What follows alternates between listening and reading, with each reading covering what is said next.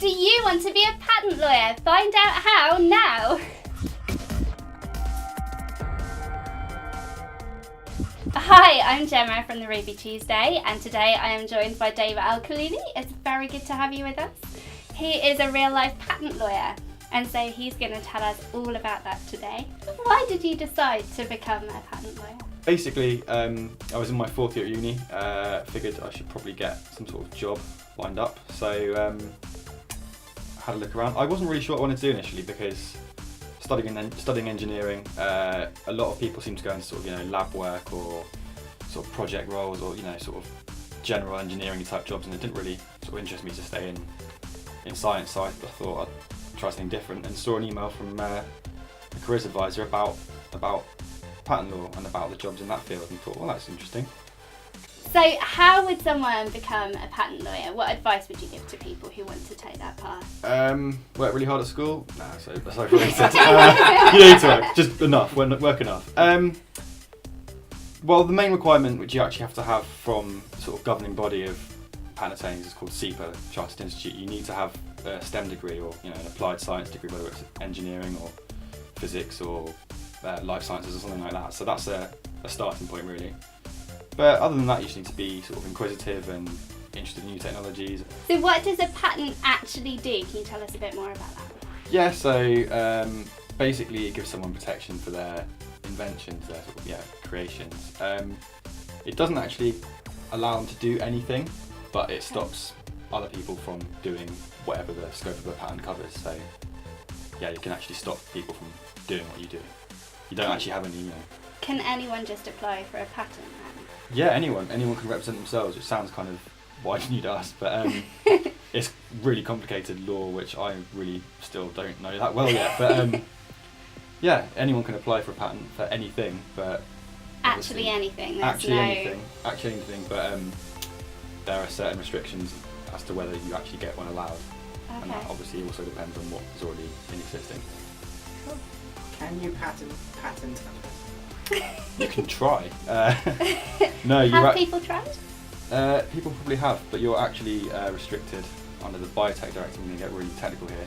You're not allowed to patent any part of the human or animal body. Wow. So no, you can't do that, unfortunately. But that would be cool. It says part, but not whole. You all seem really disappointed. It's very legal, isn't it? So part includes anything up to a whole. So what advice would you give someone to maybe not do? Is there anything that you've learned from your experience? I actually decided to get a job partially because I didn't want to do a PhD or any more sort of education, and didn't quite appreciate that there's 4 years worth of exams to qualify as a patent attorney. So if you're not willing to spend more time learning, unfortunately I was, because it's something I enjoy doing, it is quite a long process to actually become qualified and sort of actually become a patent attorney. But other than that, no, you just need to be happy to sort of talk to people, engage people, because it is quite a client-facing job as well as a sort of office-based job, and you also need to be quite excited about new technologies, I suppose. But yeah. Do you have a particular favourite patent or technology that you've worked on? That I've worked on, it's hard to say. There's quite a lot of really cool things. I've worked mainly in wireless telecoms. There's a lot of new sort of phone standards like 5G, that sort of thing. Did you say 5G? I did. No way. Yeah, it's the future. Lots of G's. That's a few years away though. But yeah, it's interesting. But yeah, it's quite a varied field. So I do stuff with like medical devices and sort of mechanical things. I've done offshore oil platform I worked on with my boss, which was really exciting. Wow. But in terms of the best patent I've seen, there's some like really weird ones that come out of America. Yeah. So like one of my favourite ones was someone actually got a patent for like a method of exercising a cat, where you shine like lasers on the wall and stuff. And like if they actually enforced that in court, like you'd actually you could get sued for a period of 20 years if you were able to shine a light on the wall and play with the cat. So No way. bit weird. Also a single person seesaw to avoid bullying, but I don't know how that works. That's America. That would be so useful. Yeah. The times that I've sat on a seesaw with my son and you can't get it right. As a parent with a child, a one-person seesaw would really work. Well, there you go. Does it with you. Yeah. I think that one's a winner. Cool. And the top question, of course, is if you went to the future and you could only take one thing with you, what would you take? some sort of memory of what the world was like in 2015 when it was all right. When Who it's knows? alright. Who knows what it'll be like in the future? Oh, It's getting worse, yeah. Yeah, it's awful. You've Or- seen the patterns for the future. So. Oh yeah, there's some really, really scary things. Oh, Oh, I like wow. how you did that. No, it's fine.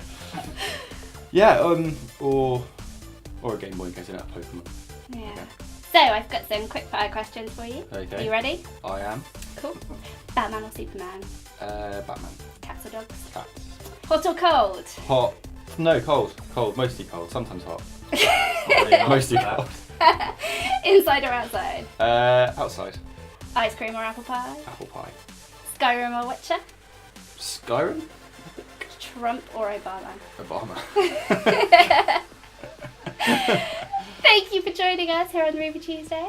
I've been Gemma Kay, and we have found out all about patterns. Please like and subscribe and leave comments and tell us what you thought and if you'd like to be a pattern lawyer.